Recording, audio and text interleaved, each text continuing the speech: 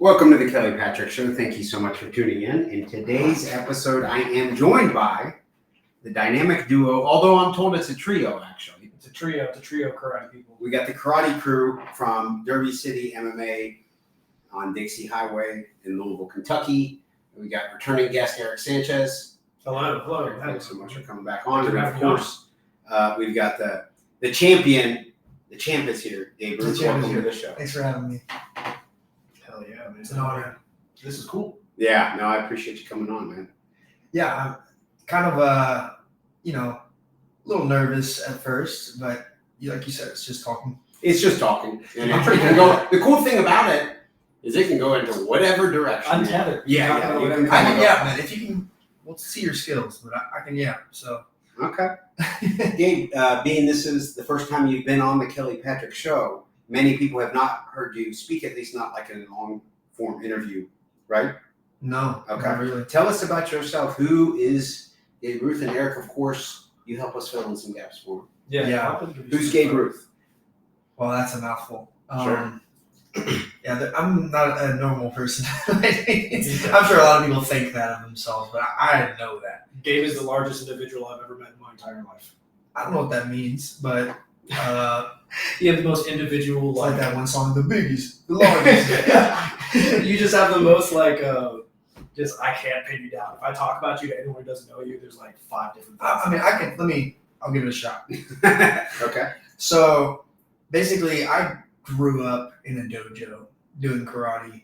It's kind of my legacy. My dad, Ryan Ruth, he was a karateka, pretty well accomplished on a national level. And yeah, he opened a dojo when we were just kids. And that was our family business, how we made money. In the Louisville area? In Louisville. Okay. Yeah, I come from Bowling Green. That's where I was born. I don't like saying I'm from Bowling Green because I lived there for 2 years. Sure. And when I moved here, that's when I was conscious. So Sure. I say I'm from Louisville because that's where I grew up. And I moved and lived all over Louisville. But, growing up, I was not just always on the, meathead athlete side of things. I was always in sports. I tried them all. I did soccer, baseball, football. What was your best sport? Other than combat sports? Other than karate. Other than combat. Football. Football? No way. Do you play high school? Oh, yeah, I guess track.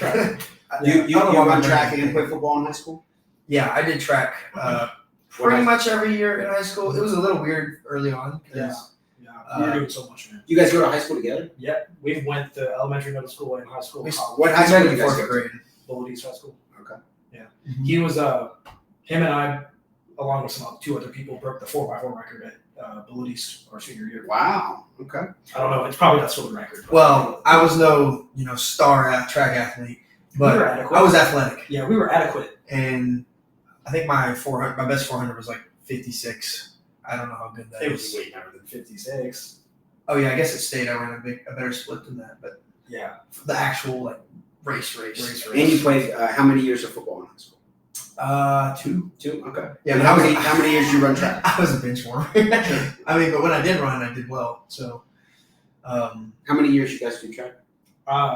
Well, you did for me, it's 2.5, 3. 2.5, 3. Okay. Because I did some where it was I was in football and track was a part of our conditioning, and so I got exposed to it and the anxiety of racing track.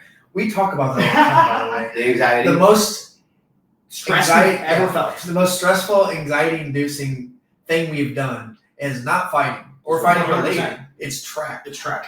So I ran track for 6 years. I started in the 7th grade and I ran all the way through high school. I ran cross country too, and played soccer. But lining up for the 400 is the most miserable thing on the planet. You just know you're going to be in pain. Well, it's the 4x4 specifically because you're anticipating the pain the whole track meet. And all the other events are going, but you're when do I warm up? I got to stay warm. And then as you're getting ready, sometimes they take a long time. It's the last race. It's cold. It's the last race. And the whole team's counting on you to run the best possible. And you're passing a relay. So it's the most popular relay too because it's exactly in the middle. It's a long sprint. So there's sprinters who do it. There's mid-distance guys who do it. So it's everyone's watching it. It was stressful, man. Every single time I was on that line, I was just and that was never the only race you did. Dude, yeah, I was there putting through everything. It was nice. I did long jump too. which was cool. I can kind of see maybe. Can you do flips and stuff? Yeah. Yeah. I mean, Who's the better flip at doing flips? He Eric can or flips. Dave? he can do like a front handspring, Yeah, I can't really flip. I can't really flip on that much. and I wouldn't recommend it now. Like, Not right now. I was thinking maybe now would be a good time. No, I'm kidding. No, not right now. Not right I've now. tried. He just doesn't. He doesn't like it. Okay. Honestly, man, I really didn't even care until I realized acrobatics was great for wrestling. And then I was just like, yeah, I can see that. I need to start doing It's very it. good for balance and stuff, right? It's not like you don't have acrobatic prowess. I just can't flip specifically.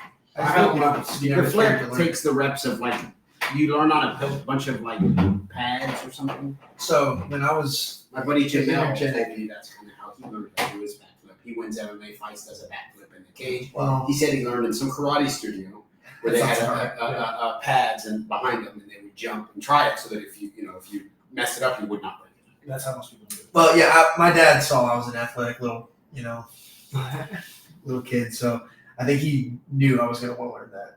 So he started trying to teach me when I was young, and I started on the couch and then on the trampoline, and I learned it on trampoline. And one day I was like really hyped up. We used to have these events at our dojo called Ninja Night, and it was like really a way to make a little extra money from the dojo. But it was fun for the kids too. It was like a big party, and we had a dancing portion, and I was just hyped, and I just like landed a backflip, and I was like, oh, I guess I can do that now. And it was on the mats, but ever since then, I've just been confident in my ability to do it. You've I've done it tiptoed so into many tricking specifically for sport as well. You know trickers. We're friends with people who do tricking, right? You like What's tricking? Tricking is like, what would you say? I would say tricking is basically doing cool kicks and flips for sport, Okay. and it gets pretty extreme. Sure. Well, that's the thing. Karate overlaps with tricking because when you go to karate competitions, there's these things called forms, or the Japanese terms katas. That's what And- everyone laughs at on Instagram. If Yeah. you've ever seen like someone in a white gi doing something where they're going like, ha! It's just real choreographed. It's choreographed. That's exactly what it is. What I always It's tell choreography. people, it's shadow boxing. It's supposed to mimic a fight. And there's some really obscure ones, and there's some really good ones. We can get to that in a second about what we did, but keep going, Gabe. Yeah, so really what I was getting at there relative to tricking is there's these different divisions of forms in a tournament. So there's like the more traditional style, they're in their white gi, and then there's the more, I guess, creative, that's what they call it, CMX, it's like Yeah. extreme creative forms or whatever, and people do crazy, like we're talking, they'll do a flip cork like 2-3 times and land in the splits. Like it's like a real show, and it's crazy how little it's known about. No, for But sure. these people But are it's doing like, incredible. it's where athletic every feats. single stunt choreographer in Hollywood comes from. Yeah. Every single stunt choreographer is from karate or taekwondo, and they're from forms and tricking. A lot of them move into Hollywood Mhm.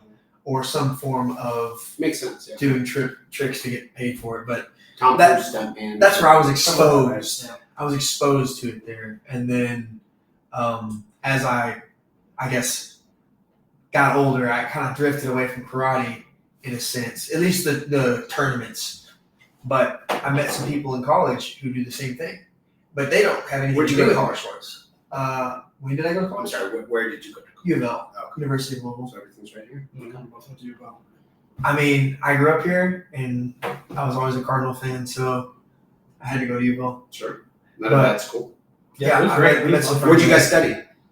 I studied computer engineering, computer science. I studied exercise science. Okay.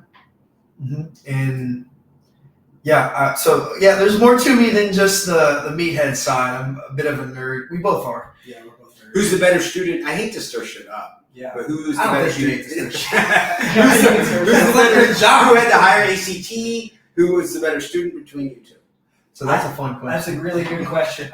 Who did have the higher? You I take think- this one. I Oh, think I don't. No, I had a higher. I think I had the higher initially, and then you beat me for whatever. I think mine was like a 20. You had 29 because I remember I had 28. I Yeah, had you were like like the one. first one that you could like. And it's actually really funny because the best score I had was my worst subject, English. Yeah.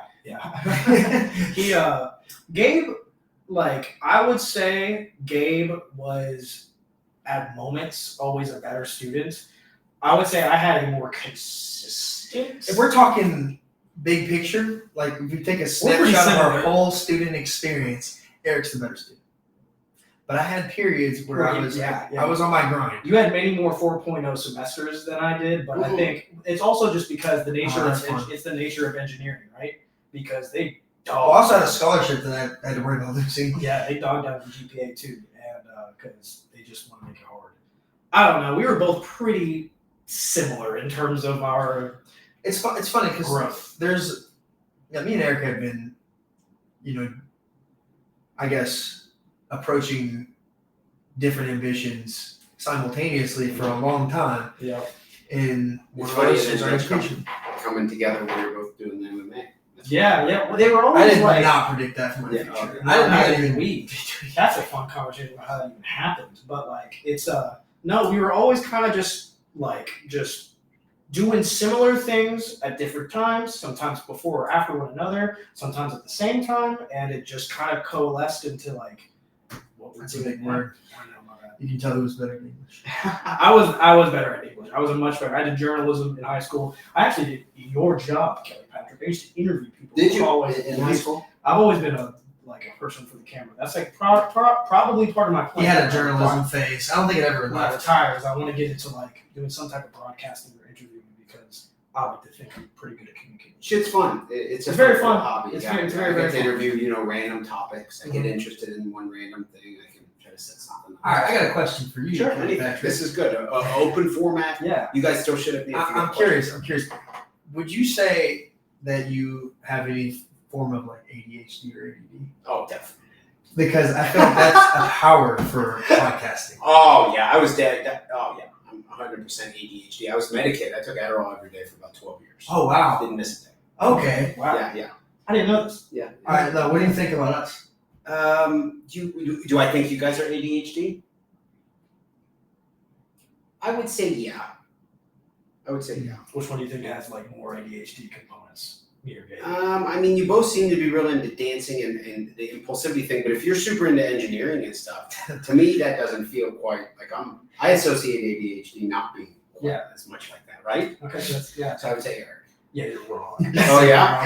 Gabe is the biggest. Is that I'm right? like textbook ADHD. Dude, the amount of times I have a conversation with Gabriel, and I realize he's not there. Yeah. He's That's not. okay. Yeah, that's me too. Yeah. It's entire. Yeah, it's great. Like he's obviously fine. I'm there. First of all, I'm there.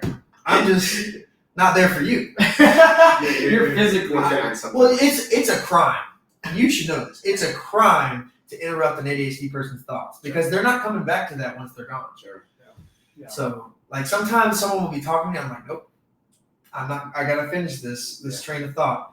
So, yeah, It's good for physical stuff though. If Oh, you yeah. can get into a routine with exercise, Because you lock in. stuff, yeah, it's when you're on something, you can kind of be on it. So yeah, that's a part of it. I think a lot of people misunderstand ADHD and they think it's like you just can't focus on it. No, I think it can kind of it's not. a superpower in a way. You can kind of be doing a bunch of You super focus. The problem is, and I put a lot of thought into this. The problem is sometimes you get it's called hyperfixation. Sometimes you get hyperfixated on the wrong thing. And so like distractions are really dangerous. I'm certain. Yeah. Also, if you're an ADHD person, your brain doesn't produce dopamine in the same way. So you're seeking these like holes of dopamine that you can get lost in. And they're not always healthy. Speaking of dopamine, I think this is good for ratings. When I was younger, I think I did ecstasy about 40 to 45 times. Okay. And they say that clinically you're supposed to, your Yeah. dopamine and serotonin uptake, Yeah, like absolutely. It diminishes. should be fucked up. I should at some point, according to Dr. Drew Pinsky, he would say someone who's done enough, as much ecstasy as me, will experience clinical depression. Oh, I don't know if that's accurate. That's intense. That's Yeah, like will experience clinical depression. That's what I've heard him say. That is intense. So you're telling me that I need to stay away from ecstasy. I think overall you should stay away from ecstasy. Although I can say, bunch of fun. I bet it is a bunch of fun. My problem, Patrick, is I don't know if you know this. I'm sure you do know this. What's Obviously, I broke my leg 2 months ago. I was there. You were there. Oh, You talked about it in his fight. Yes. That's right. Yeah, that was a funny clip. I like that. Guess Eric Sanchez is doing good. Yes. I think Mooney said something too. Yeah. Because there was a couple different times Yeah, it came yeah. up. I think it was while you guys were walking in. Mm-hmm. It came up. Have you seen See, I don't know. Oh, we saw it. We saw Okay, it. the live stream. Because I don't know sometimes. I haven't sat and watched your video yet. Yeah. How was the commentary to your fight, Gabe? The last one? Yes. That was good. It was good. I'd say that's your best one yet. Okay, thank you. What about the first one? I would say the fight before that. Which one? It was in Bowling Green. The step back check No, hook not kick. the second- Oh, the one where I didn't know what the That fuck was- happened. Yes, yes. Yeah, I didn't, what the hell was that? I didn't know what happened. I didn't. It was a weird situation for us. No, it was weird. What was it that happened? So I like blitzed him. It was just straight karate. Dude, you went, ah! So in karate, there's this thing called the full step, where you basically just like take your lead foot, drop it back, and lunge at him. And that's what I did, but it didn't really hit him. It kind of like went right past his head, and I think he tried to back up, and he was just spooked because he was like, I didn't expect him to be there that fast, and so he like went to a knee, which was really weird. I thought he was going to shoot a takedown. I know exactly what he was doing. And then I hit him. Yeah. And he was like, oh. Okay, that makes sense. Because Look, he went to his knee, and I framed on his head, and I hit this uppercut. That's when I actually hit him. But before that, I didn't hit him. So I don't know what the hell I did. see. Okay, so it made sense that I was confused. Yeah, I was not like stoked about it. The crowd was quiet too. They were like, You weren't stoked because it was kind of anticlimactic. Yeah. You'd rather have it clean. It doesn't matter. I'd rather have the previous fight where Correct. face first. And But the cool thing about MMA, not that I would wish that for anybody, but it's good for me. anybody who says they wouldn't like that type of a win on their resume is a liar. Yeah, I'm a liar, for sure. They're a liar. Yeah. It could be Damian Maya. I don't care who. And I think, Everybody wants that. in my opinion, what happened, which is one of the reasons why I was not nervous at all for his next coming fight or his championship fight. There's a few reasons, but one of the reasons why I wasn't is because I saw cage awareness on someone attempting to put themselves in a grappling position. If you watch knockout artists start to fight, there's a lot of fighters who get out there and they start closing the distance trying to knock someone out, just like Gabe was, right? You'll see the person who's fighting them be so afraid they fall to a knee, and half of the time, Kelly, the strikers run over them. And what happens? They get double leagued. I watched Gabe immediately blitz, see that he literally just cowered in the corner, hoping that Gabe was going to fall into him, just keep covering distance and not see that he changed levels, right? And Gabe immediately was just like, that's a really stupid thing for you to do. Bam, bam. And what was the punch that you hit him with? It was an uppercut that came under. Right-handed uppercut. Yeah, I don't think it hit him like really hard, But but Because it looked like I it hit was him twice, and then he like flattened out. And I don't know if that was because he got rocked or because he was just done. But then I hit him like a few times on the ground. And the ref was just like, interesting. He didn't do it. So the guy was just like tap tap tap. He was actually yelling, which you'll notice if you watch the fight again. You'll see me like I'll do the traditional bow. I'm like really like it's kind of scared me. I never felt that where like someone was. This sounds so weird to say, but he was yelling, like begging for mercy. And so that was And a it verbal made me tap. feel- This is the one in Bowling Green. We're Yeah. talking about the same. No, it wasn't a verbal tap. He actually tapped. Okay, he was tapping, but he was also. But I heard him yelling, and the ref wasn't doing anything. So you can see, I'm like, dude, That's crazy. and like that's why I bowed after. I was Did you like, have I a didn't better even. one? Could you see it? Yeah, I saw what happened. I saw the guy tap, and I saw the guy kind of going, like, I couldn't hear him, honestly. Yeah. I saw the guy going with his mouth open, like I just saw that he was That's pretty freaking much out, and that the guy started tapping, and I was just like, huh. I think he was just April? freaking out because he was getting like punched in the head, and the ref wasn't doing anything. Yeah. And so I felt, I was like, I think when he fell, That's I not didn't, what I wanted. I didn't want to hit him all that much. Like, Yeah. it's unnecessary. The dude already quit. for sure. I think when he fell, he was not knocked out, but he was rocked. No, I don't think he was knocked out. And then he was like, holy crap. And he realized he wasn't going to wrestle. I'm just happy to hear that it makes sense that I was confused. I guess I didn't No, have that the was best great. angle on it. I was Yeah, like, it was- what the hell? It was a weird There's finish. a certain line that you're like, does Gabe Ruth just have cement in his hands? Is that what I said? Yeah. No, I thought maybe somehow you like barely clipped him and I didn't even see it. And he just went down. I was like, No, what the I don't hell? think Is he that punch. magic? I don't think that punch. That's what I would say. Trust me. I hit him feel with that force. I hit him with that force. Okay. Now tell me about your title fight. Let's walk through that. Your third amateur MMA fight was for a title. I don't know. That's one of the faster title shots He beat that I've me. ever seen. Can I, before we talk about his fight, can I talk about him beating me, following me into things and beating me really quick? Sure. So when I was a senior, I ran track for 6 years. He came into track senior year and beat me by a second. Like a second and a half, he beat my ass. And then Kelly, I went to MMA. And I got a title fight on my fourth MMA fight. Okay. He got one on his third. I got, as I a like karate striker, right, because I was the karate striker before he came along, I got a submission in the first round really quickly in like 2 minutes, and then he did it in 90 seconds. The dude is just like, it's crazy, bro. Look, none of that had anything to do with you. It was just, it kind of blew my mind. I'm thinking like he's just rent free in my head. It's just that we're friends, obviously. We do the same stuff. But when I saw the 134 on the Tapology, I cursed so fucking loud, bro. I was so angry because I was really confident that it got to like past 2 minutes and that maybe I was ahead of him on the time and that like it was close. Well, I knew there could Who be would win in a submission. one-on-one basketball game between you? That's so random. And I think I would. I have more experience. I think you definitely Because I used to play at 21 with my friends between football practices. he would be Okay, I'm happy we covered that. That's okay. definitely So I apologize. awful. I cut you off there. I can tell you're ADHD. Oh yeah, very much so. Walk me through the process of accepting the title fight. Okay, yeah. So I actually have another opponent lined up, I think. Yeah, completely different fight setup. Yeah, and he backed out. Yeah. So I was just like, all right, see who you guys give me. And Ben Fowler, he brought me the fight with Donovan, and he said, this guy's number 1, he's 5-0, he's a wrestler, this is what you need. This is your next. I didn't know it was a title fight at first, so I was just like, okay, let's fight. Because, I know I need someone good, and I think the thing that I needed to challenge me and I guess prove that I've evolved and I'm not just like a karate dude, was someone who can strike but is a wrestler and is going to try to take me there. So somehow you're dealing with the threat of the grappling. Right. I needed the threat of grappling to prove that I can deal with the threat of grappling and strike. Makes sense. I will say that preparing for the fight, there was a lot of focus on not just, how to just wrestle neutral game and go from striking to wrestling really fast, but also how to handle, I got taken down, now what? So I did a lot of that, and it paid off. That's like one of the things that I think Ben found. Because I got taken down in like 10 seconds. I was like, shit! We do pin escapes all the time. We do half guard pin, mount pin, side mount, back mount. We do all these pin escapes over and over and over and over and over again. And that was what I would credit a lot of our grappling ability in terms of defensive grappling.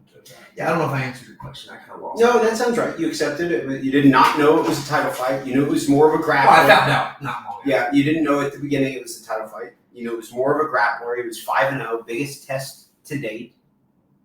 Headed into the fight, did you have a specific game plan? Knock him out. That was the plan. I wanted to be weary and careful of the takedown, so not throw any careless kicks and give him a free takedown. Also, I wanted to keep it opposite stance. We didn't have a free double leg. But he had something prepared, I guess, because I threw that. I was throwing a back teep with my left leg. It looked like I was going to knee him, but he just did a great double leg off of that. Picture of a double leg. But if you watch the fight, you'll notice I'm already fishing for my underhook while he's taking me down. And I think that made a big difference for when I hit the ground, because I can start working my half guard sweep right away. And he tried to punch me, but I was just tucking my head in as much as I could. And at first, I was a little high with my underhook, but I adjusted. And I think that just all the time I spent practicing that exact sequence over and over again, I'm really glad I did, because it literally won me the belt. Yeah, that's how it feels. That's bread and butter. That's actually, it's kind of cool to see. That is the first half guard sweep or bottom escape that I made in MMA as well. Same one. Yep, it's the toe tuck. It's called the old school. Yeah, it's from Chewy. I mean, I learned it from Chewy. I learned it from Chewy too. It's he calls it the old school. Yeah. I remember I was like, "Oh, Gabe's doing it right, perfect," because I saw you grab his pinky toe, and then when you were doing it, I saw your face through his legs, which is what Chewy always talks about. That was the cue that Chewy gave me. And also, he's trying to punch me in the face. So yeah, I'm you're like, oh, trust me, I got used to taking some punches from bottom position after that last fight. So I was like, actually, Gabe's fine. He's fine. Yeah. So play-by-play, walk me through. He shoots in. You fight. That was pretty early. Yeah. The plan was to, just box. I wanted to hit the jab right away. and try to fluster him and get him to make careless mistakes. I will say, man, he had a funky style that was not something I see very often, where he kind of just like, boom, explodes at you. Yeah, like a bull, which I'm not used to in my fights. Everybody gets like runs away.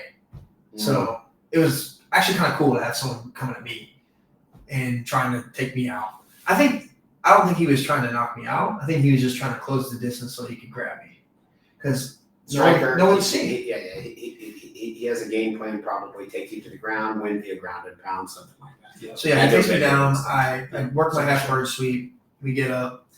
And then it was just like us trying to meet each other for a second and clinch.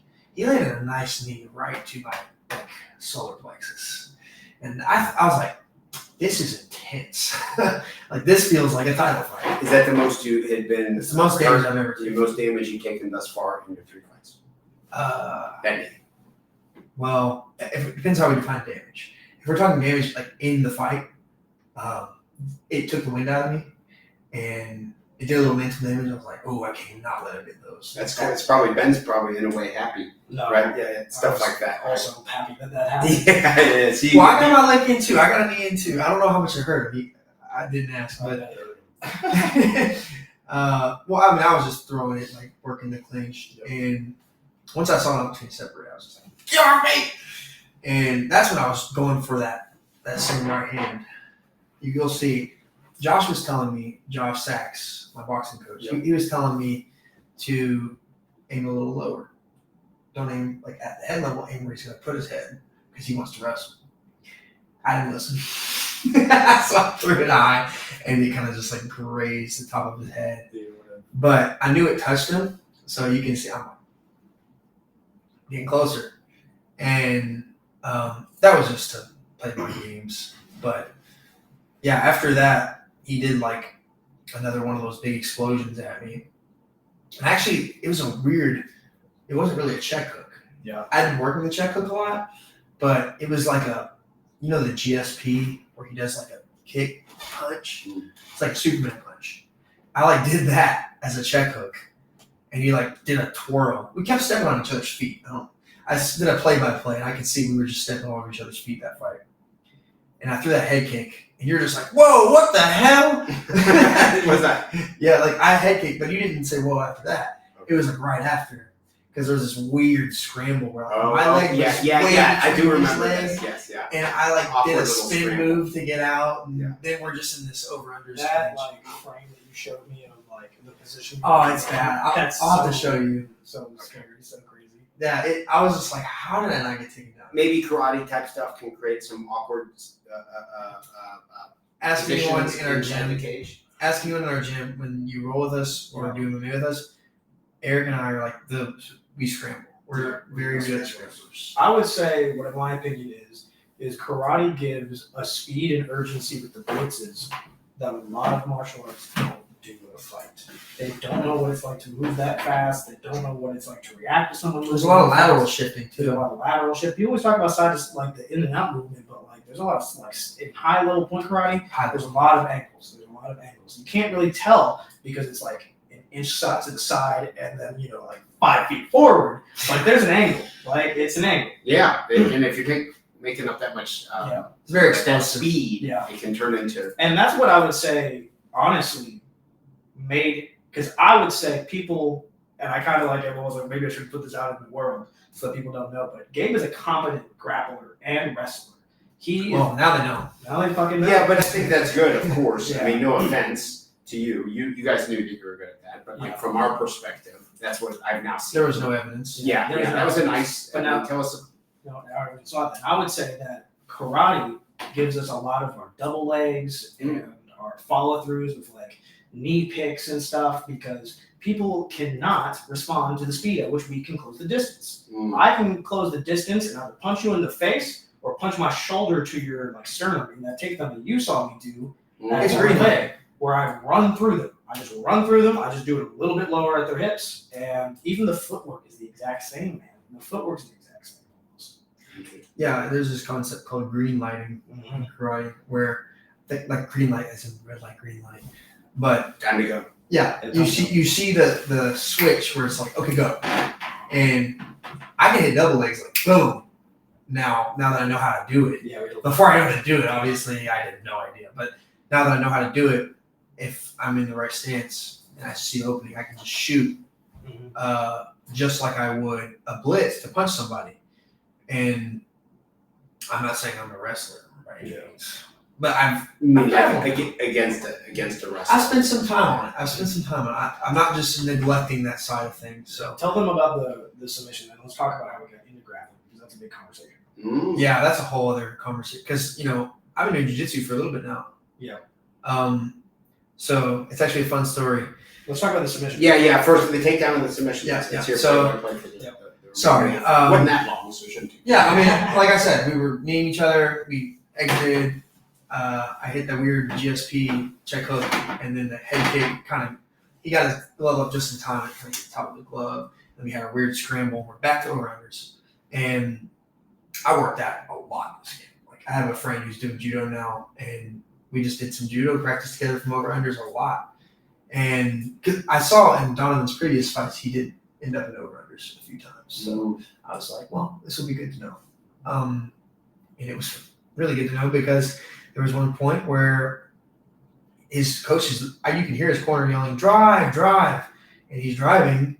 And I just, as soon as he stepped, I used the underhook to pull him where he was going. And I just hit a little foot sweep at his ankle and pulled him to the ground straight into side control. Who taught you that foot sweep? Dude, you just to be honest, picked that up. Well, to be honest, I learned that in Muay Thai. Okay. I'd say I first got good at it when I went to Mighty Mouse's seminar in Miami, and he was teaching with an inside tie to do it. But I realized you can do that both sides, overhook or underhook. Yeah. And so I've been experimenting a lot in the last year with using people's momentum against them instead of, because I always used to try to force it, but now I feel like I'm really tricky. I would say a few weeks before the fight, we were doing clinch rounds and I was just sweeping everybody. So I was like, okay, I'm getting good at this now. And that's exactly what you used in the fight. That's how I won the fight, because once we went into side control, I'm actually really proud of this because I actually competed in a jiu-jitsu tournament, which I can talk about later, but last November, and I asked you, like, what's your advice? One of the things he said is sometimes just stop once you get a dominant position and just collect yourself and secure the position. And I used to just try to scramble because that was what our strength is. But this fight, I stopped, calculated, and then Ben's yelling, block the hip. I tried to go block the hip, and it wasn't really working out. He was like trying to catch my arm with his legs. To maintain, you're trying to maintain side control. Well, I wanted to advance. My thoughts was like, I wanted you to block knee on belly, punch the Yes, shit out. Exactly, Kelly. I wanted to punch the shit out because I've never done that. And I wanted to just because we work on that a lot. So It's pretty good. as soon as he grabbed my arm, I was like, oh, he can't stop me from mounting him. So I just went straight. He tried to get your arm between his two legs while you had top position. At first, Yeah. and then he grabbed my arm. I see. And when I felt him grab my arm, I was just like, okay, I'm going to mount. And when I went to mount, he tried to like wrestle up, I guess. Okay. And I actually worked on that specific, it's like the Khabib rear naked choke. Yeah. Where you're like, but Coach Ben was worried about me like choking myself out, or Gassing your arms. pumping myself out trying to choke him. But honestly, man, like I kind of had it like right at the bottom of his chin already when I shot it, and I was just like pulling my arm deeper. I wasn't squeezing. I was just like Adjusting the angle. okay, and you'll see I shift, and once left-handed? no. Okay. It just kind of worked out that way. But once I felt like it was deep enough, I actually heard him gurgle. Okay. And I was like, oh, I got it. So I Okay. just hipped in and finished it. And I did not expect to win that way. Was It's a that good feeling. was that as satisfying as your first amateur MMA fight? Was Nothing the is most more satisfying than that putting spectacular step a back. grown man face first into the canvas. That's crazy. I mean, it's like the greatest drug. I hate to say it, but Do you prefer to win each fight that way? well, now I'm like, Well, Ben, I've always your wanted a coach submission. Ben would like to see you develop a well-rounded game. I knew a submission for longevity. Chris Lytle, who I got to do commentary with, he's known as a striker, but he said to me, at the end of my career, I had actually won more fights via submission than knockout, even though he was a knockout specialist.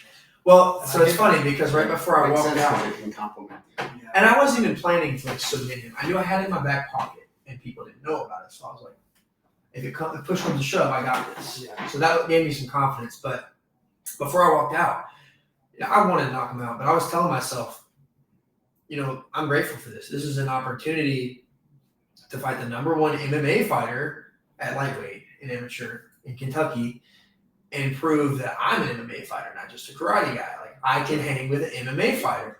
This is an opportunity. And that gave me a good mentality going into the cage, but I didn't know that I was going to really prove it by submitting him. It was So when I did submit him, I was like, oh, I did it. Like, I just did what I said I was going to do. Weirdly, maybe close to being as satisfying as the KO.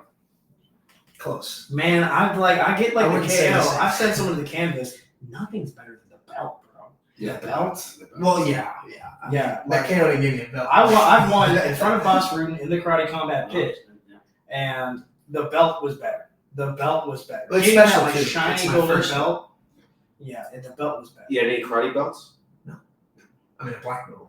Yeah, But it's also a big, shiny it's nice. WWE style belt. So Yeah. I'm just like, Pretty cool. Yeah, it's nice. It's nice. you see me holding it up, screaming. It was so. I'll give you my take Sure. on my reactions to his fights. The first fight he had, super proud, super great, spin hook kick knockout. I was like, this is awesome. Right? So this is kickboxing. Kickboxing. I did 2 kickboxing fights before. Both spin hook kick KOs. Second spin hook KO, I was actually just kind of pissed. I was like, it was so. That was stupid.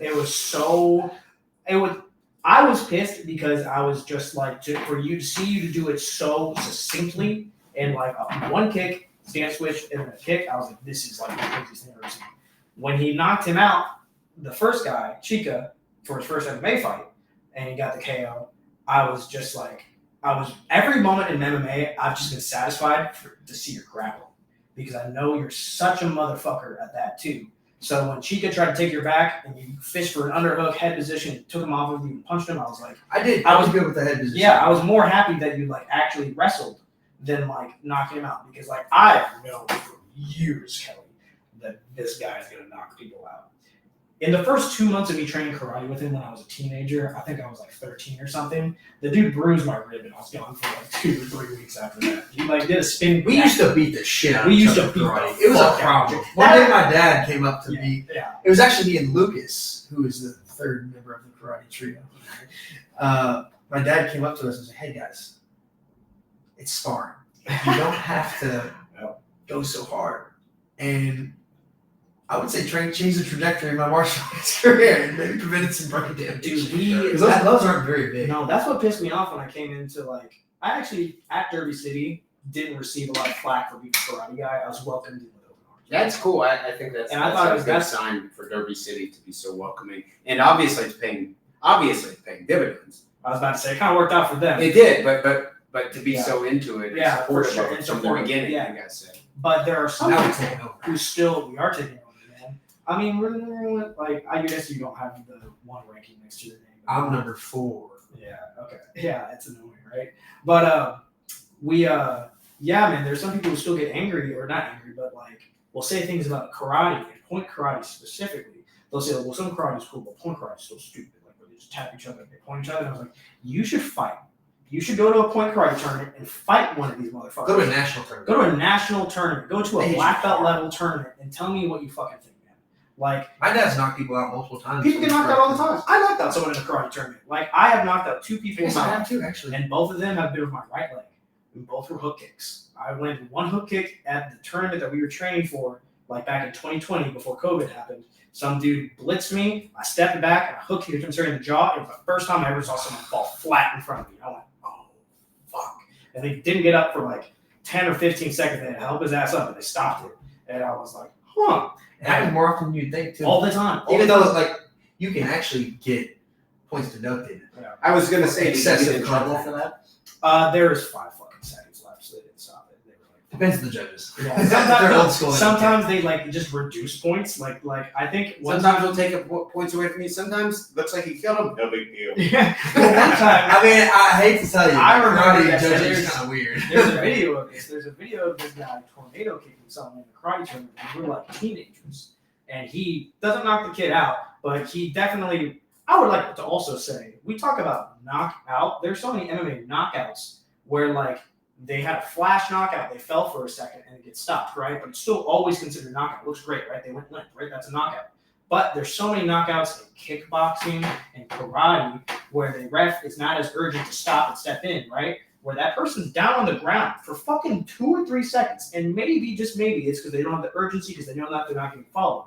But I'm still just like, this person like was down for fucking like 10 seconds, and you're gonna let them keep fighting? That is crazy. Yeah, it is kind of fucking nuts, and it happens in karate tournaments all the time. You get fucking Boxing knocked. rules are pretty crazy. It's pretty yeah. It's I like actually lost a karate match that way one time. yeah. I spin back kicked this guy in the liver, and he was down for like 3 minutes. Yeah. They brought medics over. Yeah. And then he was tall too. Yeah. And then he got up. Yeah. He just like pointed me out. It's He didn't crazy. point me out, but he won with points. Yeah, for sure. It's crazy. I was gonna say It in was your a 2-minute round. So he then earned a victory. Yeah, he won. yeah, it's really interesting. Fucking I can see how it'd be cool. I can see how point karate would be fun. it's Well, I'll very tell you, fun. It's yeah. great for kids. There's something that me and Eric talk about with this. And it's like we have a lot of competition experience Mhm. from doing these fights and point karate, where it's like I guess less intense than a fight. Yeah. But it's controlled intensity. It's a combat sport competition. I would liken it. It feels like jujitsu. It won't. Dude, listen to this. I said this to Chewy one time, and I was like, "Oh shit, what do you call jujitsu that you go to? They don't call it like sometimes there's combat jujitsu where they're hitting Ground each other, right? karate. No, they call it sport jujitsu. Sport jujitsu. What do they call? What do we do? Sport karate. Sport karate.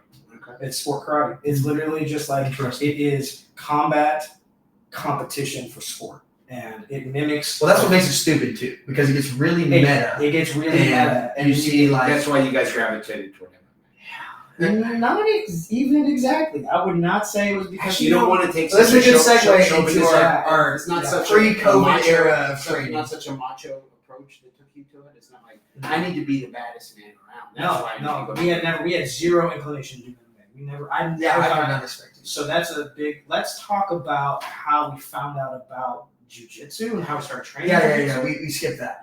So, shoot, fucking. We just said so at the same time. It's, so there's this All guy. right, should we start the episode over? So Dude, no, I'm just kidding. Aaron We'll Harper. scratch this. We'll, all this bullshit. We don't need to hear it. Aaron Harper was a purple belt who trained From Derby Derby City. He has a brother who's a black belt, right? They were old school at Derby City. They were there for a while, right? Eventually, Aaron stops training for whatever reason. Had a kid, I think, is the main reason. His kid signs up to do karate with who else? With us, right? Okay. So Olympic Karate Studio. Olympic This Karate is another Studio. dojo. yeah. So Where is it located? It is. not anywhere now. Where was it? Was it It was on Favorite Bush. Point. 40228? Yeah. Yeah. Yep. Exactly. So we start training this guy's I do. kid in like just jiu-jitsu guy's kid in karate, and after a while, he like realizes that like, you know, he sees it's a real gym, he sees we're real fighters and stuff, and he's like, hey, have you guys ever done any grappling? And we're like, no. And he was like, well, I want to train some grappling, and I need competent people who can train with me to like teach. and, Wow, over that's stuff. cool. So And you well, just actually- randomly asked you guys, Well, hey, no. you guys want to learn jujitsu? No. There's more to it. A little bit. There's more to it. I didn't So mean to interrupt you. No, you're cool. Go I'm ahead. interrupting. So my dad, the owner of the dojo, made a deal with Aaron. He's like, hey, you can teach classes here, but the deal is you have to teach my black belts jiu-jitsu. And we were all like, hell yeah, I want to learn new martial art. That sounds fun. Sounds great. And we'd already dabbled a little with boxing with another guy. Yeah. Different story. But that's when we started training jiu-jitsu, like, what was it, twice a week? Yeah, twice a week. We did every like Monday and Wednesday. How old were you guys when that happened? It was gi, by the way. Yeah, I want to say you were 19 and I was 20 because I turned 21 while we were training. Yeah. So I And want how to old are you guys now? 26. 27. I turned 27 next month. Yeah, And you guys have been training somewhat consistently jiu-jitsu since then. pretty effectively. Yeah. So that's where me and Eric kind of had different paths with jiu-jitsu. We trained together. We started together, and we trained together for like a year, So yeah, we had about a year training. About a year, and I would say when we stopped training with Aaron, I knew how to. that's when our dojo closed. Yes, when our dojo closed, right? And I knew how to I knew what the positions were. I knew how to shrimp. I knew how to frame. I knew how to grab something and get it off of me. I couldn't tell you any major things about it, but I was easily a 2-strike white belt. I want to add something to this. Yeah, go on. Before we even did any of this, I'm talking when I was a kid. Oh yeah. In karate tournaments, sometimes they would have grappling matches. Yeah. And so, just as a fun thing for kids to do in the dojo, my dad would teach basic, here's a mount, here's an arm bar. We actually knew. I was exposed to. I got a little bit of grappling growing up. It wasn't really much. Wouldn't quite get chewy technique. instruction. No, Not quite the same. But what is The karate interesting show is the is number Jesus. one mount escape we were taught from day one. Hoopa. Yeah, the Oompa drill. Yeah, we had to know how to do that. Yeah, there's something to be said for learning the basics. Yeah, we learned a lot of basics. I knew different. Well, even knowing another techniques. martial art made it easier to learn jiu-jitsu, I think. Oh, yeah. No, 100%. To the level that you knew the. It's a battle of egos. Yeah, 100%. We were well versed. In when I came in to Derby City and I went with day one white belts or a white belt would have been for a year, I whooped their ass even with the same amount of training because we were karate national competitors, right? We were high level karate competitors. The amount of competitions that we had done, the amount of times it had been a one-on-one battle with someone, hundreds of matches, right? Well, and it's also in a sense, it's still fighting. Yeah. Sure. Because you're battling egos in a way where it's I'm going to get an advantage over you, and I'm going to out-strategize you. Yeah. And I think people who play fighting games have an advantage. Video games, I think they have an advantage. I've heard people average say person. stuff they played the UFC game a lot. But if you watch people who are into fighting And games, they then translate it over. Young people. And it seems like it's working. I've heard UFC fighters say that they learned. Yeah, I think so. Max Yeah, Holloway yeah, said yeah. that. Yeah, it was Max Holloway. That's who it was. Oh, that's so funny. I gotta do It's that. legitimate. Definitely. we gotta get on these games. We gotta get on the game. We need to all spend more time playing video games. That's the lesson we're learning. That's sparring that doesn't give you brain damage. True. But so we started doing jiu-jitsu. We did a year of jiu-jitsu. Our dojo closed. Okay. So eventually, because of COVID, we had to sell the dojo. We did. His dad chose to sell the dojo. Yeah, it was just Because of government overreach, you would agree. You're not gonna get me to say anything. Okay. Sorry. So yeah, after the dojo closed, I kind of stepped a little further away from my martial arts training and moved more into school, focusing on my engineering career. And What was actually really interesting, because this was before the dojo closed, I went to Derby City. Was that before? Before the dojo closed. I went into Derby City Doors for the first time ever on August 8th. It's on my Instagram. You see the first day I went there. August 8th of 2020. 2020. I went to I went because of Aaron. He was just eventually when we stopped doing it, he was like, you gotta go check out Chewy one day, man. You gotta go there. And then I Googled it and I was just because I knew obviously well before the dojo closed, we were closing, right? So I was like, I have to continue training martial arts. I remember I posted it on my my fake Insta that I posted on And we're living together. we're living. What do you we're mean by roommates. fake Insta? I had a private A burner? A burner. I got a burner. Yeah. If you can find A it, few. you can follow He's got a it. few. Yeah. But so I posted, I will be a jiu-jitsu black belt on my account. I will be a doctor of physical therapy on my account because at the time, the biggest things in my life, I was like, well, I did karate. I did it at a pretty high level. I won a few big tournaments, right? I got some good trophies. I got my black belt. I think I'm done with this, right? I think I'm gonna move on. And I was like, I'm gonna do jiu-jitsu. I want another black belt. I want 2 black belts. That's what I want. You still on the path to you want to be a black belt? Oh, 1,000%. I'm a martial artist at heart. Martial arts is what I do for my whole life. I would say about 50% of my income comes from martial arts. Well, I want to say also that, and this is kind of further down the line, but Eric has a weird talent for jiu-jitsu. I think he's better naturally at jiu-jitsu than I was at karate. And he was good at karate. Okay. But it's just really weird. It's his brain understands. It's and I can credit that to a lot of things. One, I think, is my physical attributes give me better grappling abilities. I would say I'm pretty fast. I'm faster than most people. I'm not the rangiest guy. I don't have the longest. I think it's your analytical. You have a very analytical brain. What When happened? it comes to sports at least. What happened was I spent my whole undergrad learning all about the body and how it works and how joints hinge and how they move. And when I moved into jiu-jitsu, like I remember like Aaron Harper showing us Kimuras for the first time, and I was like, dude, that just rips your AC joint in half. That's terrible, man. And like I remember looking at I remember learning submissions back in the day before I had my degree, just like seeing an armbar, seeing a choke right, and going like, oh, weird, okay. And then I learned them after I got my degree in exercise science and learned all the anatomy, and I was like, oh wow, that's how that works. That makes so much sense. Of course it would break like that. And then I would say it has made my ability to like gain in a diverse grappling ability much higher. Well, sure. Okay, you're great. But let's get back. You brought it up. I know, but you took it and ran. Let's just get back. So I went story. Let me finish my part. I went to Derby City, August 2020, and I remember I came home, and Gabe remembers this conversation because we were in South 3rd Street in Old Louisville. We were living in this massive mansion. It was crazy. We should not have been there. We should not have. I can't believe let the college kids. I can't believe that we could have fucked that up so bad, bro. Yeah. It was. We had 20 foot. We had like a marble bathroom. Yeah. That was the two of you? 4. We had 2 roommates. Yeah. We had this like crazy like porn bathroom where it looks like it was like we had this like massive glass shower. I was like, what are you talking about? We had this massive. You remember the porn bathroom? Where was this? We had a massive glass shower with 3 shower heads in a massive jacuzzi. Oh yeah. And we took like 3 pictures of big cats, like lions and tigers, and we hung it up. So 3 shower heads. Yeah. In one shower. In one shower. Okay, In one so shower. clearly- But that's not a girl shower. Yeah, Maybe. I don't know. It was it looked auspicious. It was You know, I have seen Effective shower. something to look kind of like a group shower in a house. yeah, it was really big. It was massive. Point is, I came home to Gabe after going to Derby City. And so I remember I went to Derby City for 2 days. The first week. The first day I went to jiu-jitsu, and obviously I was like, okay, this is really cool. I'm going to jiu-jitsu now. Did you get submitted your first day?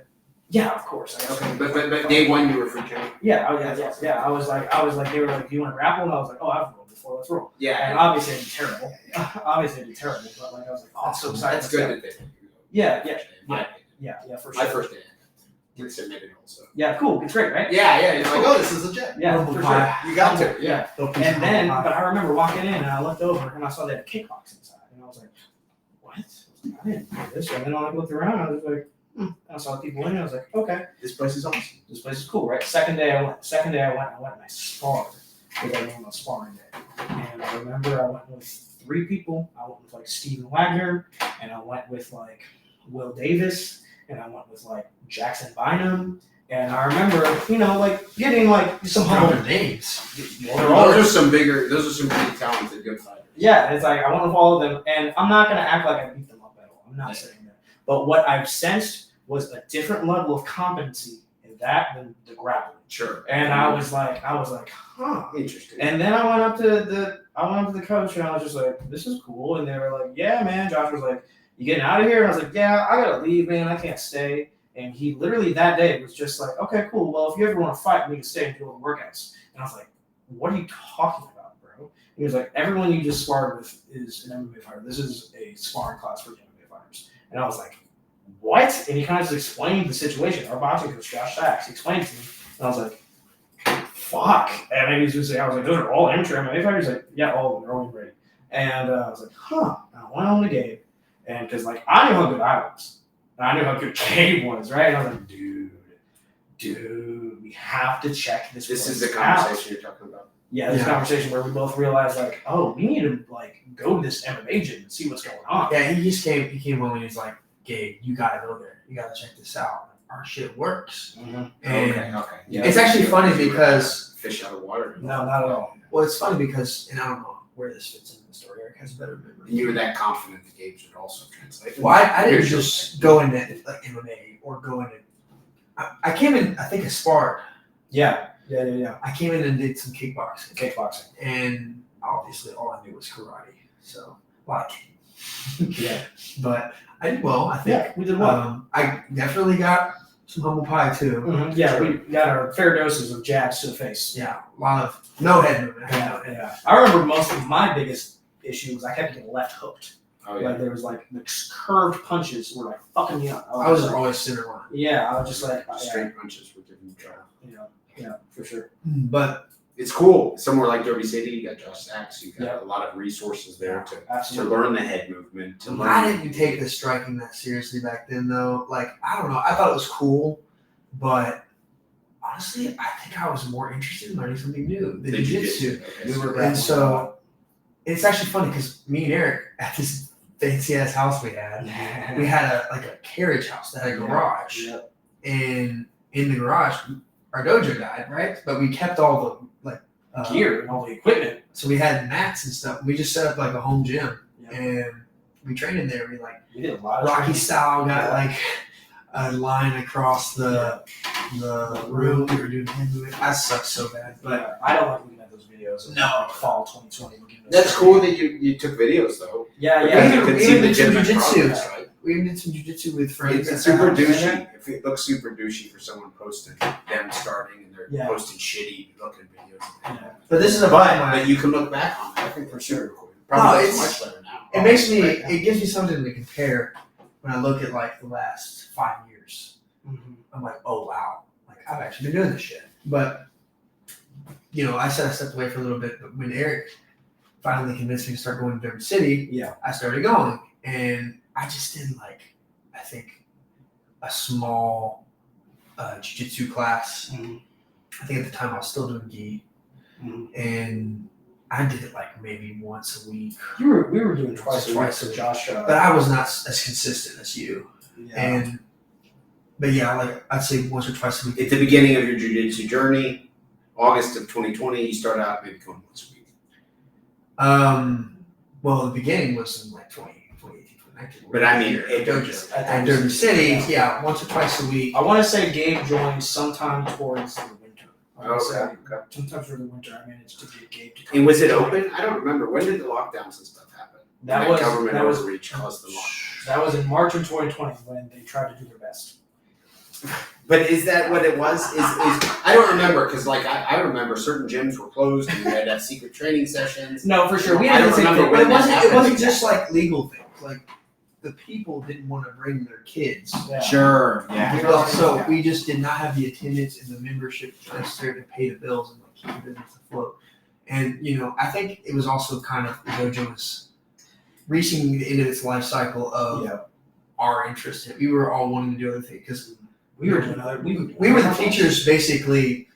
I mean, at that point, my dad put a lot of trust in us to kind of run the business. So we were pretty much running a dojo on our own. And I think we're in college. We have all these ambitions, so we want to work on our careers. Yeah, it just kind of made sense for the dojo to just close out. But I was asking at the beginning at Derby City. At the beginning, were you able to go and train much because of the class? COVID stuff. No, that wasn't a problem. Surprisingly, no, it wasn't a problem. At any point? No, when they opened up, they opened up. Yeah. I would say they required a list to sign up on. There was a gap. There was a gap where I didn't train. Yeah. It was not like. I would like to see a timeline. I did it all at Gracie, Kentucky, probably similar to what Derby City did. Yeah. But I would like to look back and see how long were we shut down and stuff. Yeah, for sure. I remember they had only been open when I went in August, the end of the summer. They had only been open for maybe another month or two before that. They had not been open very long. But Gabe joined sometime in the winter of 2020, and he was training pretty consistently. He was mostly training, I would say, like a hardcore hobbyist would. I would say. And then when did you? While you had your hands full with engineers. Yeah. Yeah. And when this is even more it was important, something I enjoyed. I didn't really have any ambitions necessarily. When did you move to California? It was Didn't know about those. 2022, February. February 2022. February 2022. I Makes sense. moved to California to go work for Tesla, and it was sudden too because it's funny. I got an email from Tesla, and it was from Indeed about a year-old resume. So I was like, okay, this is obviously a scam. And I looked up the recruiter's name, and I was like, wait, that's an actual Tesla recruiter. So they said we can give you a month to get out here, get your shit together, and start working. So I just scrambled and found someone to take over my room in the house and moved all the way to California. And obviously the first few months, I was not thinking about training. I was just like, okay, new life, new state, everything's different. I don't know where to grocery shop, like getting that adjustment. But once I kind of settled in and got a place to live, I started having that itch again. I wanted to train. And so I found a Gracie school out there. And I think it was Ralph Gracie's in Pleasanton, California. Does that mean, San Francisco type area? Yeah, it's in the Bay Area. Okay. So I lived in Fremont, but I commuted about 30 minutes to this gym, which is like northeast of the Bay. And probably more east of the Bay, but that's not the point. The point is, I trained there and continued learning, like maybe once or twice a week, same as before. I was doing gi, and there I was kind of sick of the commute, so I tried a couple other schools nearby. Also Gracie schools. There's a lot of Gracies out there, but I did that I lived out there for about 2 years, 1.5, 2 years, and I would say in the last 6 months, could be like 4 to 6 months of me living there, I found this Muay Thai gym, which was very close to me. And my coworker said it was good, so I was like, okay, I'll go check it out. And I went and checked it out, and I was like, oh, this is really cool. Like, I didn't know another one of Muay Thai. I really like this. And so I started learning just like basics of Muay Thai. But that's when I first learned how to take my head off center line, how to use my hips when I kick, and not just do these karate like bigger knee kicks. Yeah, snap kicks. So then like I started figuring out how to kick hard and just learning like basic knees and how to elbow. It was very basic, like beginner Muay Thai that I was learning. But here's the catch. The catch is there was a pro fighter there who was teaching jiu-jitsu, no-gi jiu-jitsu. I think he was like a brown belt. But he talked to me like I was a fucking idiot, which helped. Because I'm ADHD. And so, a lot of times I'll go to jiu-jitsu class and they're like, okay, so you're going to do this, and you're going to use this grip. And I'm like, wait, what are we doing? Like, every time. But this guy, it was like a small class. So you're saying he would break it down and keep the moves simple? He would break it way down. And, like, that's all we're doing today. Is this, like, Kimura from Side Control. Some simple shit. And I think that really leveled me. Because I was going like 5 days a week now. Because I got into it. I was like, oh, this is fun. I can do this like every day. And about what time was this? This was like 2022? No, this was 2023. Oh, because you'd already been there. Okay. Yeah, so it was weird because you were in Kentucky when I made my debut. September. Because I remember. Moved back. Yeah, Why did you move back? What happened with Tesla? I gave him the finger. Oh yeah. Because they treat you like you're expendable. Yeah, just pretty tough. And I don't know. I think they just kept changing my job responsibilities. Were you making good money? Yeah. Yeah. So you take a pay cut to come back here? Kinda. Okay. Kinda. Pretty personal questions. But here's the thing. It's so expensive out there. Oh, okay. My 600 square foot apartment was like $2,250. Yeah, 600. So I was like, if I could get remotely close to the same income working in Kentucky, I'll make way more money. So that was a lot of the reason I wanted to move. But I also really miss my family. Fair. Being in California was a weird thing. So I had this thing on my wall. It was like, how many weeks you have left in your life? And you would think that would make me existential about my death, but it didn't. It actually made me existential about my loved ones. Because I was like, wait, how many more of these did I get to see my mom? Like, I'm visiting home maybe once every month or two, which is a lot if you're living 3-hour times a ton of difference away. And I was just like, doing the math, I'm not going to see that much more. Makes sense. And I loved the adventure of being out there, but for me, I wanted to be around my friends and family. Yeah. And it was also just a smart financial decision. So, but yeah, anyway, the point was I got really into. You did find a legit Muay Thai gym there, and also you really buckled down.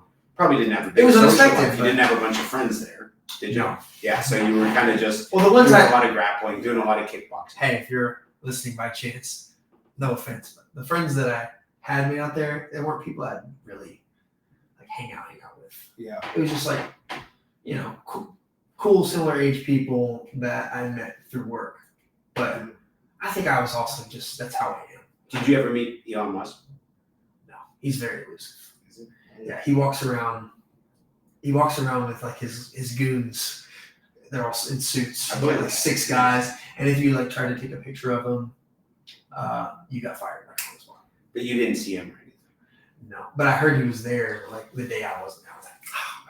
I wanted to catch him. Yeah. You being in California was a super weird time period in my life because we have trained and been best friends and lived together. Out of the last 14 years of our friendship, I would say for the maybe about a third of that we've lived together, right? I feel like a good sitcom would be you guys. Hey, what about our friendship? Or, You should have seen. You should have. We'll talk about Karate Combat here in a second. You should have seen Ben when Ben got a dose of us, because Ben knew who he was. Let's get to that in a second. But when I made my MMA debut, like the second I made my MMA debut, fall in winter of 2022, he left. Oh, he left. Okay. He left like the next week. That was weird watching you do like your fight career when I'm not there. And then, literally, when did you move back? It was August 2023. Yeah, it was like the end of August. End of August 2023. So you watched me have basically like, I would say 80% of my amateur MMA career from another state. And it was a super weird experience for me because all I had done all of my life is train with that guy. And my number one training partner, it was actually kind of cool because Lucas started training then. We had Lucas together. And so he got up to par while you were like. I remember my first day back in the gym. Yeah. After moving back, it was Christmas. Yeah. No, it wasn't Christmas, but some holiday. It was, I don't know. But everyone was sparring. And Yeah. Lucas was there and you were there. And I was like, damn, I'm back full force. Yep. And I came back We got the full squad. really eager to train because I had just found that gym out there and I was training 5-6 days a week. Yeah. And so I was like, I want to talk about this too. I want to be a kickboxer. Because something happened right before you came back that was monumental for both of us. It kind of changed the career for both of us. And that was the Kumite. Oh, yeah. So I went to that, though. You went to that, but it was interesting. So Karate Combat put out this competition called the Kumite. And they said, we're looking for some of the best amateur karate fighters in the nation, right? Or actually technically the world. And they were like, send in an application. If you're interested and good enough, we'll pick you. And so I sent in my application, and I didn't expect to get it like anything back, a phone call or anything. I just thought, oh, this would be cool. Maybe they'll fucking whatever. Maybe they'll get into like the final or something for the going there and not get picked or whatever, right? And then like 10 days later, I get like a text like on Instagram from their recruiter, and they're like, hey, can you be in Miami on June 25th? And I'm like, Yeah, they gave you no time. no time. Also, this isn't a week. And I would like to point You out. had a week's notice. Yeah, a week's notice. I had a week's notice to get ready for the biggest fights. Wait, and it was in Miami? It was in Miami. And so I'm like, he's like, can you get there? We can't fly you out. What's your amateur? Yeah. Was there any weight? Like, did you know the exact weight that they offered you? 135. He Okay. said, can you make 135? And I was just like, yes. And he was just like, can you get yourself here and accommodate yourself? We'll give you food the day of, but that's it. And That's it? That's it. You're not getting paid? Not getting paid. Amateur competition. They can't pay us. So it gets to look cool on camera. It look cool on camera. And big Biggest opportunity. Potentially real cool. Yeah, Talk so- about it. Yeah, Sure. so I immediately obviously freak out. I call Gabe, I call Ben, and I'm like, we have to figure this out. And I'm like, I need you to get to Miami, Gabe, because like you gotta be there. I'm like, you and Lucas have to be there because if I win this, my entire life is gonna change. Sure. Yeah. And so Gabe flew all the way from California all the way to down to Miami. Anything to go to Miami. Yeah. And we went there. It wasn't. It wasn't. Yeah. And that's when so Ben had met Gabe back when like he lived in Kentucky and trained in Derby City. Then he left for a little bit, and then Ben and I got super close throughout the year 2022 because we went through all the B2 shows, right? Sure. Traveling constantly. So Ben and I were now best friends basically, and so Ben got to be with me, Gabe, and Lucas. In our elements. I would like to point Chance Beck was also there. I brought Chance Beck with me, right? And so WC Road Dog. But it was that was one of the moments when Ben really realized that like Gabe and I are childhood friends. So we were not like people are always just like, oh, And you're autistic. and autistic. Like people were just, oh, you guys are such close friends. That's so good. We are childhood best friends. Like it is actually kind of whenever we're in class, like I'm teaching, You're all right. or he's shut the fuck up. But like anytime I'm in class teaching, he's in my class, or maybe we're both in jiu-jitsu class or something, we actually have like had to learn to like You're not partners. no partners, but like to fucking chill the fuck out. We're always okay. So they made comments about this. Actually, we started cracking up because we're like, damn, he got us. Because he's like, every time you three are together, one of you shadow boxing in the corner, and two of you are over here sparring each other. Yep. And you just hit the nail on the head. Yeah, we can't stop. Like we're just like a constant state of. Could be worse. Could be worse friendship. Sounds pretty healthy. Yeah, we're pretty good friends. We have a very good friendship. We've obviously, yeah. But so yeah, Gabe came all the way from Miami or from California to come to Miami. Tournament goes on. I don't win the tournament. Whatever. It's cool. Actually, I was super pissed because I broke a rule and that's why I lost. So I was actually really upset. Have you seen the Karate Combat fights, Kelly? I don't think so. Yeah. So in the first round in Karate Combat, you're not. It's pretty cool. It's pretty cool. In the first round in Karate Combat, you're not, or in Karate Combat in general, you're not allowed to punch them on the ground if you have both your knees on the ground. And it's actually a very effective rule because what positions become open if both knees are allowed on the ground? Mount, side control, back mount, grappling becomes allowed. So you can only have one knee on the ground or both, or you're up on 2 feet. You can be knee on belly, one knee, or 2 feet. And so I had this beautiful, facing, shout out to Christian Dexter if you listen to this, man. Cool dude. We fought in the first round, right? And so first round comes out and I realized, oh, this guy can hit really hard. Like He's a monster. This guy, I think he's knocked out like 5 out of his 7 He's a opponents monster. since like we got done after the Kumite. I don't think He's on tear. He hasn't lost since then. He's on He tear. lost to the guy who won the Kumite and he hasn't lost since then. Anyway. But so I realized, oh, this guy's like a hard puncher. And we got a hold of each other in the clinch and I'm just like, I don't know how to grapple. So we get to the grappling. I had this beautiful sacrifice throw, and I like throw him over me, and then I just rise up to both of my knees and I start throwing back because like all I know is like MMA for full contact, right? And so I get a yellow card and I get a point deducted. I win the round. We go 1-1 after 2 rounds. I have a point deducted. I'm 0-1. Skill issue and skill issue. I literally fucked up. Literally, I like skill issue. But yeah, so You couldn't read the rule book. I couldn't read the rule book. I was like, what are these numbers? But Rules are stupid. rules are stupid. I agree. That's why I like MMA. There's less rules. Facts. And so point is, I didn't win the tournament. It was cool. We did great. We went out after. It was fun. And then in the fall of 2023, You guys went out that night with Chance Beck and Ben Fowler. Chance Beck and Ben Sounds Fowler. like that was probably fun. Alex, It was quite an I don't even know what we can even say. I wouldn't have guessed. I can't even know. that we were boosting. We were boosting, bro. We were straight boosting, bro. That was so great, bro. That was so great. That picture of you, just in that. I have a CVS. picture of you drinking a beer in a shopping cart in a Walgreens parking lot. Yeah, that was pretty fun. That was pretty good.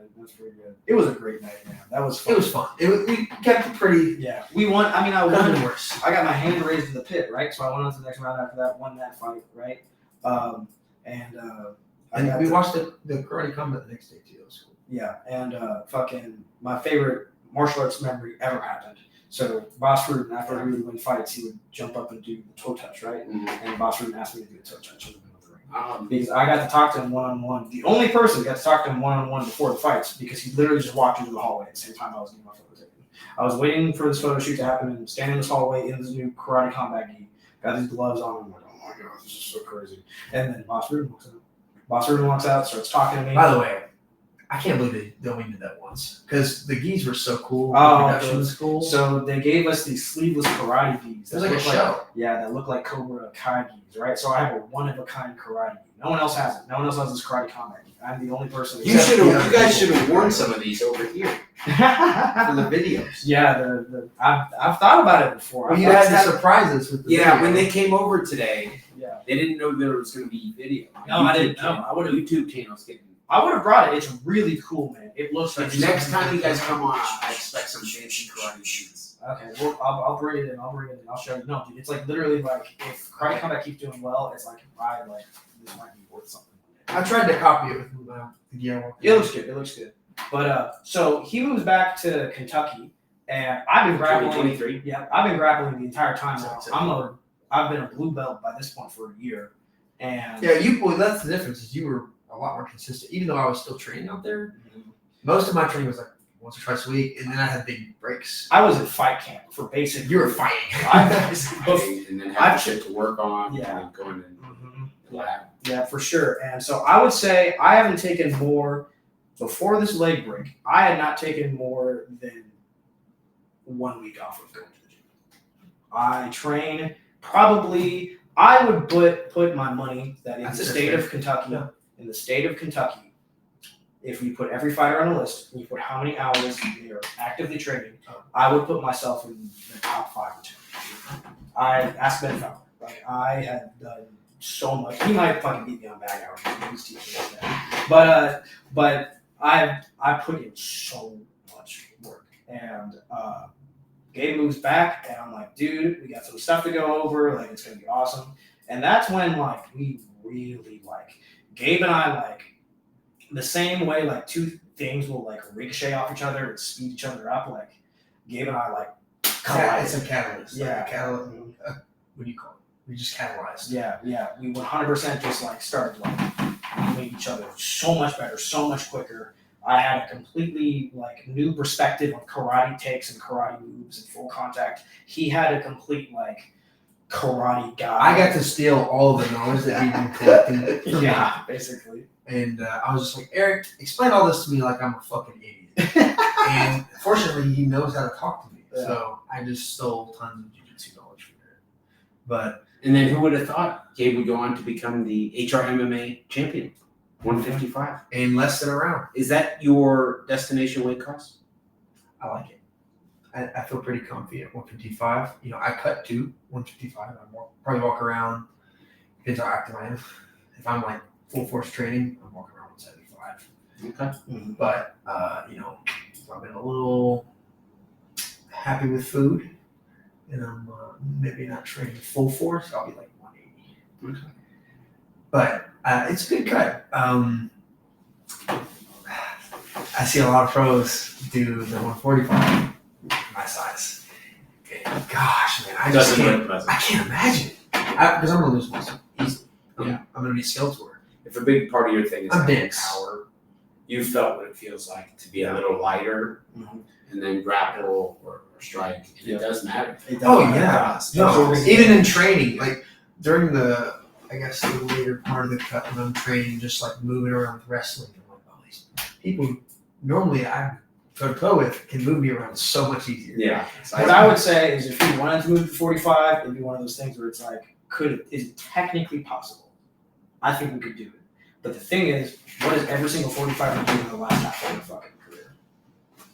What we move up. Every single 55er that you can think of, pretty much that has been like I'm okay with just dominating a weight class. Yeah. I would say like you have a very similar build to like a Dustin Poirier in Illinois. Poirier's shorter than me. That's what I'm saying. So I think it's very much like, could you do it? Yeah, but like, should you? I mean, I don't really think it's super necessary. I think if you did, you would eventually just go like, all right, back to 55. Yeah. Okay. Well, 155 it is. Yeah. How many more fights would you guess amateur? Well, Big conversation. it's hard to say for sure. Well, it's my job as the interviewer to ask the dickhead questions. Right. Right. Income, your professional aspirations, you know those things. Okay, so basically, the way I look at it is like, I need to encounter things before I go pro. And so once I feel like I'm not gonna be surprised. That was a little bit of a different test for sure. At pro. Yeah. I really liked the fight I just had. I thought that was really good for my career. I agree with you. And man, I don't see myself being amateur like 2027. No. Okay. So maybe another year and a half, maybe amateur. Maybe. It all depends. It just all Depends on your depends. progression. It Any idea who you'll face next? You're looking to defend your belt. I mean, we'll see who wants to fight me. I don't mind going out of state too, doing what Eric did, because the thing about going to another region and fighting someone else is it's just different people, different pool of talent. And like if I could go fight someone who's pretty well rounded with good striking, that'd be a good test, I think. Because I'll be honest, I don't think I've In hostile territory. I don't think I've encountered like a strong striker. And yeah, be the blue corner in hostile territory. That's a fun fact about my fight career. I've only been the red corner. Okay. So I've only walked out second. I want to see what it's like to sit and wait while they're doing their work. It is a little different. That's like a really different thing. My dad was like, "You haven't done that yet. And that's why you won all your fights." And I was like, "Bro, like, A little more than that. I think I'm on blue corner. I've been still fucking winning." So, but it is interesting because of course you're looking at the entirety of your amateur and then professional MMA career. At a certain point, you'll be fighting in St. Louis or who knows where. Right. I mean, you'll be in. Right. And for me, that's like another opportunity to gain experience that I will need for pro. Yeah, he's gonna need to get out of state eventually and like go into a different region. Go do a camp somewhere that's not my hometown. Sure. Yeah. Because I was born in Bowling. I had family there. I was in a hotel most of the time, but like I haven't done that. Like go to a different state. It's a completely different feeling, you know. I actually like hate fighting in Louisville. I do terrible fighting in Louisville. I've had some very bad luck. I bet you really fucking hate it now. I actually got beat with you, Kelly. Oh, I've only lost after going on your podcast. Is that right? I've only lost after going on your podcast. Sorry. Yeah, it's not your fault. It's not your fault. What I Maybe did. it is your fault that guy did that takedown. Maybe. Did you DM him? Did you message him? I told him I thought it was legal. break the leg. Yeah, that's pretty aggressive. It was a really no. I want to say Scott Calvert's is in it because I have no shame against him, and I think he's probably aware that it was the incorrect time to do the takedown. I was just called careless, and it was just a careless choice by a 19-year-old who was probably scared to get dumped on his head again. And I understand, but it fucking snapped my goddamn leg, so it was obviously very frustrating for me. So, but I'm doing good. It's not so bad. I think Gabe and I probably make our pro debuts within a year of each other. I think Gabe probably makes his pro debut sometime at the end of next year and the beginning of the year. Yeah, that's what I was thinking. Yeah, end of next year or Within maybe a year from now, something like next year. that. 2.5. Yeah. Very cool. I do want, obviously, to work on some things before I go pro, like doing 5-minute rounds and elbows. Yeah. I think I could have some pretty deadly elbows. Because it's just like punching. Yeah. Well, you got a good build for it. You got a really long. Hey, can you want to punch me? Yeah. Sure. I'd be interested to see that. It's the upper arm. I know what the fucking humorous is. I don't know, man. Do you? I was about to make a joke about how I am pretty humorous. Well, now you're gonna get to make it because you're not that smart. He has a long humerus. A long humerus. Does he? The upper arm bone. Okay. Eric knows about my long appendages. Shut the fuck up. I'm trying to think about like whatever like funny like something that's not about martial arts that I wanted to talk about with you. Oh boy. Well, I appreciate you guys coming I'm a on the gamer. show. Before we start the process of wrapping things up, any shout outs, any plugs? I know you guys maybe have sponsors. I mean, you're a little bit of a household name now in the local scene. That's new. I mean, at least from my perspective, Gabe, there was. I'm the champ. You're the champ, yeah, and there was some pressure on you even before you were the champ because these prolific, seemingly cartoonish knockouts in kickboxing. Yeah. And then your first. Yeah, I was MMA very nervous fight. for my first MMA fight. Your first MMA fight. I'd never been in the cage at all Yeah. until then. Yeah. So I had no idea. A lot of hype for an amateur fighter, and then your second fight ended in that way. So, have you had any sponsors? Anyone you'd like to shout out? Well, I have had some sponsors. First of all, I want to give a huge shout out to In Season because I go there all the time to get food for lunch for work. But I just ran to the owner and he's like, "Yeah, I see you all the time, man. So you're a fighter?" And I introduced myself. I was like, "Here, look at my knockouts." And he was like, "Bro, cash flow's weird right now, but we got you. We'll get you some food." And so now I do a thing where they feed me. So I get food from them. That's really cool. So Champ Fueled by In Season. Also just want to plug my Instagram. I've been working. So that's another fun fact about me. I aspire to be a creator.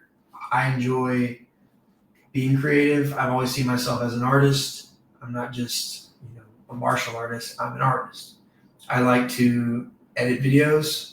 I don't know if I'll always be the one editing them, but I definitely want to keep making videos for a long time. And maybe even make music in the near future. That would be very cool. So if you want to follow me, my handle's the Louisville Slugger with underscores as the spaces. And I mostly post on Instagram and TikTok, but I want to transition to YouTube. So yeah. Do you have a YouTube channel? I do. It's the same handle. Okay. The Louisville Slugger. Okay. Yeah, and I'm hoping they'll sponsor me. I want to go there. Hey, Louisville Slugger, if I get you watching this, I will get your logo tattooed on my leg. Sponsor me. All you got to do, I think, to secure that sponsorship is just keep highlight reel knocking people out. Yeah. Eventually, they're gonna come knock. That's this. I think that's a likelihood if you can fucking like that. I would really like another knockout for the next fight. Just saying. Yeah. Who would? I'm sure. Yeah. Yeah. All right, Eric. Eric, anything you'd like to mention before we wrap things up? Nothing particularly, man. Nothing particularly. Shout out to my sponsors, the people that always sponsor me. Shitfire, local punk band. Shout out to all the people. Shout out to Fonte's Coffee, my coffee sponsor, located in the Highlands. And shout out to Alex Sublick Tattoo, the dude that made my tattoos. Good stuff. Well, Gabe, Eric, I appreciate you guys for coming on the show. Thank you very much. Thanks for having us. I also want to say thank you to everyone for tuning in. Of course, we will have another episode of the Kelly Patrick Show out soon. Thank you.